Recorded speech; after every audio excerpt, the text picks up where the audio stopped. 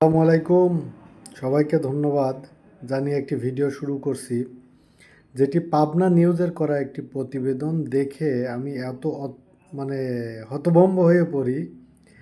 যেটা আপনারা দেখতে পাচ্ছেন, পাবনা জেলা প্রশাসকের কার্যালয়ে নিয়োগ 18 অফিস সহায়কের 17 জনই ইঞ্জিনিয়ার ও মাস্টার্স পাস। আচ্ছা, এখন বুঝি অফিস সহায়ক কি। অফিস সহায়ক হচ্ছে অফিসের পিয়ন। তো এই পদের জন্য দেখেন 17 জন, 18টা পোস্ট, তার মধ্যে 17 জনই ইঞ্জিনিয়ার ও মাস্টার্স পাস। তো এখন আর কি লেখছে দেখুন। পাবনা জেলা প্রশাসকের কার্যালয়ে অফিস সহায়ক 4র্থ শ্রেণী পদে নিয়োগ পরীক্ষায় এক অভিনব ও চাঞ্চল্যকর দৃশ্য সামনে এসেছে। চূড়ান্তভাবে নিয়োগ পাওয়া 18 জন প্রার্থীর মধ্যে 17 জনই উচ্চশিক্ষিত, যার মধ্যে রয়েছে বিএসসি ইঞ্জিনিয়ার, মানে আমাদের মান সম্মান প্রায় গেল, টেক্সটাইল ইঞ্জিনিয়ার ও বিভিন্ন স্বনামধন্য বিশ্ববিদ্যালয় থেকে মাস্টার্স পাশ করা শিক্ষার্থী। মাত্র একজন প্রার্থী এইচএসসি পাশ করে এই পদে চাকরি পেয়েছেন। চাকরির বাজার আর বাংলাদেশে বেকারত্বর যে অবস্থা, এটা আসলে বোঝানোর জন্য আমি মূলত ভিডিওটি করেছি। তীব্র প্রতিযোগিতাপূর্ণ এই নিয়োগ পরীক্ষায় উত্তীর্ণদের শিক্ষাগত যোগ্যতা জেলা জুড়ে বেশ আলোচনার জন্ম দিয়েছে। নিচে চূড়ান্ত তালিকায় স্থান পাওয়া কয়েকজন প্রার্থীর সংক্ষিপ্ত পরিচিতি তুলে ধরা হলো। এতে দেখেন আপনাদের চোখ ছানাবড়া হয়ে যাবে। ওয়ালিদ রাদ দিহান পাবনা সদর উপজেলার দিলালপুরের বাসিন্দা। তিনি আমেরিকান ইন্টারন্যাশনাল ইউনিভার্সিটি এআইইউবি থেকে ত্রিপলি বিষয়ে বিএসসি ইঞ্জিনিয়ারিং ডিগ্রিধারী। একটু ভালো করে দেখে নেন এই অবস্থা। তারপরে আছে সুজন মিয়া, চাটমোহর উপজেলার বাসিন্দা। তিনি পাবনা টেক্সটাইল ইঞ্জিনিয়ারিং কলেজ থেকে টেক্সটাইল ইঞ্জিনিয়ারিং পাশ করেছেন। আচ্ছা, তারপরে কি আছে উজ্জ্বল হোসেন, ঈশ্বরদী পৌর উপজেলার বাসিন্দা।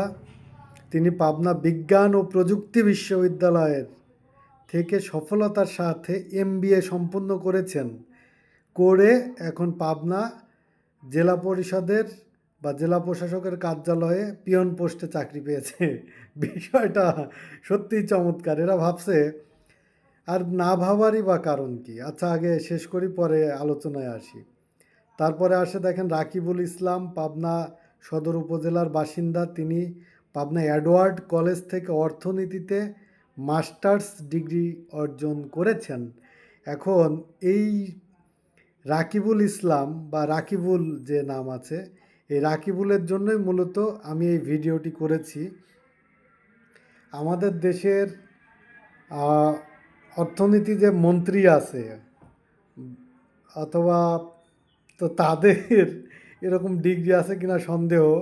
বাট দেখেন, আমাদের রাকিবুল ভাই এডওয়ার্ড বিশ্ববিদ্যালয় হতে অর্থনীতিতে মাস্টার্স ডিগ্রি অর্জন করে তিনি এখন পিয়ন পোস্টের চাকরি পেয়েছেন। সকলে বলি আলহামদুলিল্লাহ। তারপর আছে কি আলতাফ হোসেন, সদর উপজেলার শাখারিপাড়ার বাসিন্দা। তিনি পাবনা বিজ্ঞান ও প্রযুক্তি বিশ্ববিদ্যালয় থেকে আরবান অ্যান্ড রিজিওনাল প্ল্যানিংয়ে মাস্টার্স পাস। যাক আলহামদুলিল্লাহ, এটাও ভালো। তারপরে আছে ইরা খাতুন, বেড়া উপজেলার বাসিন্দা। তিনি ঢাকা ইডেন কলেজ থেকে রসায়ন কেমিস্ট্রি বিষয়ে মাস্টার্স সম্পন্ন করেছেন। আমরা বলি ডবল আলহামদুলিল্লাহ, কারণ ইডেন কলেজের একটা নাম, সেটা পজিটিভ নেগেটিভ যাই হোক, ইডেন প্রায়ই নামের থাকে। তো ইডেনের ছাত্রীদের দেখুন যে আপনাদের রসায়ন আর কেমিস্ট্রি এসে পাবনার কী হলো এটা, জেলা পরিষদের পিয়ন পোস্টে চাকরি করে। ঠিক আছে, কাজে ইডেনে পড়লেই ভালো জায়গা বিয়ে হবে এমন কথা নাই। আর তারপরে কি আছে রাকিব হোসেন, বেড়া উপজেলার বাসিন্দা। তিনি ঢাকার তেজগাঁ কলেজ থেকে মার্কেটিংয়ে মাস্টার্স ডিগ্রিধারী।